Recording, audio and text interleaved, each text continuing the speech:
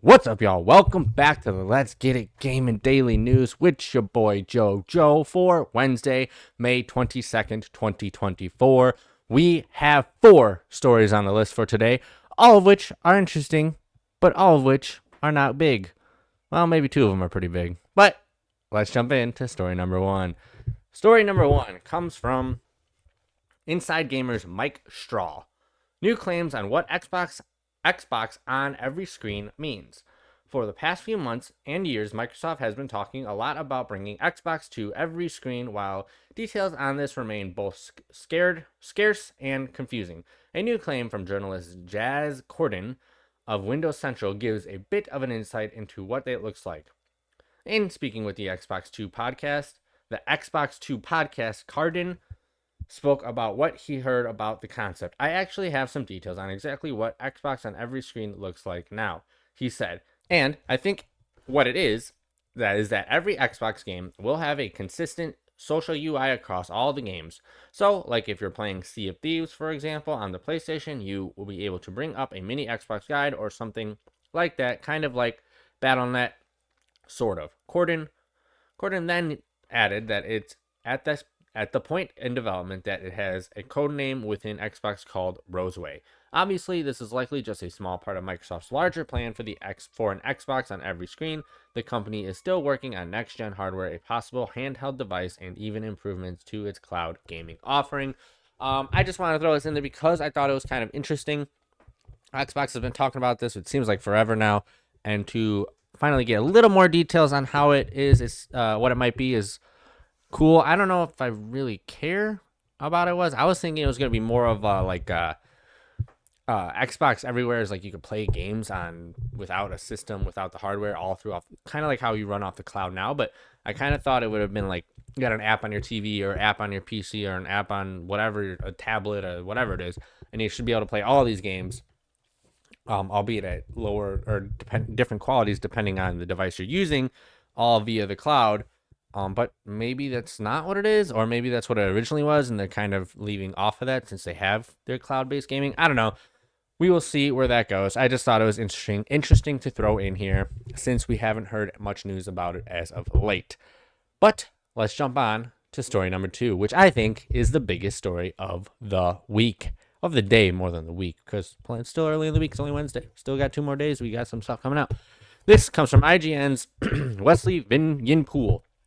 The first Call of Duty Black Ops 6 teaser is here. Updated on May 22nd, 2024 at 12:30 p.m. A blurred version of the Call of Duty Black Ops 6 key art has leaked via Bilby Kung on X Twitter just hours after the reveal of the teaser. As fans quickly noted, even blurred, it's clear throwback to the classic Black Ops 1 box art. Activision Call of Duty marketing machine has kicked into gear with the release of the first teaser of Black Ops 6. The first teaser below, posted by the Charlie Intel X Twitter account, shows live action footage depicting Mount Rushmore being vandalized with the phrase, "The Truth Lies."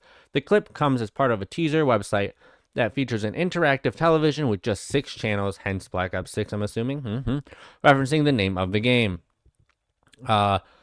A second teaser has already made its way online too, suggesting that it won't much longer before we. I think they forgot to say it won't be much longer. A second teaser has already made its way online too, suggesting that it won't be much longer before we see what the remaining 4 channels have in store. The latest clip is about 20 seconds shorter than the first, showing what seems to be the same mysterious group as they put up black and orange The Truth Lies posters. Additionally, those two who visit the website can hear ominous music playing when the digital TV is turned off. You can watch the newest teaser footage posted by Charlie, blah, blah, blah. Microsoft will reportedly announce its intention to release Black Ops 6 straight into Game Pass during its June Xbox showcase. Microsoft has so far declined to comment on the reports, but they tally with recent comments from the Xbox president Sarah Bond, who indicated that all Microsoft's games, including those developed by the recently acquired Activision, will launch straight into the Game Pass. Activision is reportedly targeting a late October 2024 release for this year's Call of Duty, which is expected to be called Black Ops 6 after teasers discovered in Battle Royale Warzone were acknowledged by the developer. Treyarch's Microsoft also rumored to be ready to release the Call of Duty back catalog of video games into Game Pass ahead of Black Ops 6 release. So that's pretty cool. I will put the links for all these videos in the description down below. Normally I would do a reaction and watch along with you guys, but I have a different I'm working on a different setup with some VR stuff right now, and my stuff is not exactly equipped to do that right now, but we will get it figured out hopefully in the next update. But this I just thought was awesome. We finally are getting some Black Ops 6 real teasers. I'm actually kind of looking forward to it. From the teasers I saw, they looked pretty cool. It looks pretty good. I'm kind of looking forward to it. I'm interested to see where they take the story. I know everyone hates, not a big fan of the Call of Duty story, but me, I love the Call of Duty stories regardless of what people think. But it was cool. I'm glad they put it out there. I'm glad we got more information on it, and I'm looking forward to seeing what they release at the showcase actually at SGF, Summer Games Fest. So that'll be cool. Let's jump into story number 3. This comes from a new one, Eurogamers. Victoria Kennedy. Sorry, this is the first time I'm reading off of Eurogamers, so I'm still trying to figure out their layout. But as I said, this comes from Eurogamers. Victoria Kennedy. Jesus. Helldivers 2 developer gets new CEO, plans to remain an independent studio. Helldivers 2 developer Arrowhead has a new CEO. Earlier today, it was announced that Shams Georgiani, who was previously part of the team that published Arrowhead's game Magicka, will take over the leadership role at the company, replacing founder Johan Pilsetti. Pilsetti will remain in the leadership position following the change and will now serve as Arrowhead's chief creative officer and chairman. We were both at a stage where we're wondering what's next in our careers, Georgiani told Eurogamer's sister site GamesIndustry.biz today, and we realized we probably couldn't quite get to those places if we didn't have the other one to help us get there. Pilsetti added, when it comes to overall direction of the organization, I am still the chairman, so me and Shames are still going to have strategic conversations on how we are going to take Arrowhead into the future. The pair linked themselves to Frodo and Sam from Tolkien's Lord of the Rings trilogy, making their way to Mordor. The oblivious approach of we'll take it one step at a time, and then we will solve the issues as they come. Pilside said, adding the strength of Arrowhead is the camaraderie, Jesus, that we share amongst the team and the desire to help each other. This is pretty cool. It's cool they're getting a new CEO. It's cool that they're teaming up together. It seems like this might be, hopefully, the direction these developers are taking, with Sony kind of just leading into the two heads, more or less, one taking care of the games side and one managing the business side and the hardware side. So that's cool. It seems like this hopefully will be a good strategy for them. Hopefully it'll work out. Hopefully the games will keep coming, and hopefully things will continue to get better. But that was all for that story. Let's jump into our 4th and final story, more Arrowhead news. This comes from Insider Gaming's Mike Straw. Arrowhead Game Studio wants to be the next From Software. With the success of Helldivers 2, Arrowhead's Game Studio has some big new aspirations. In an interview with GamesIndustry.biz, former CEO and now Chief Creative Officer John Pilsetti said that the studio wants to become the next major studio like Blizzard or of FromSoft.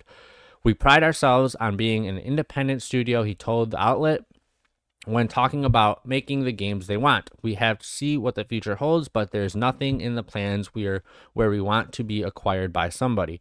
I want to see how high we can fly, and bringing Shams on board, we have a good potential to realize the future of turning into the next From Software or Blizzard.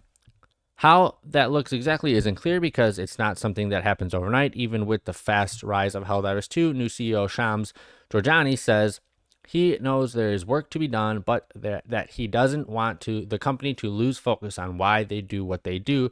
We will see growth, but growth as means to an end, not as an end itself. Georgiani said, we don't have plans to go public. None of these shenanigans measured growth that allow us to make amazing games and be a good place to work.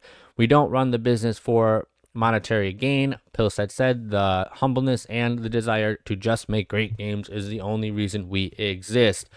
That's awesome. I love to hear it.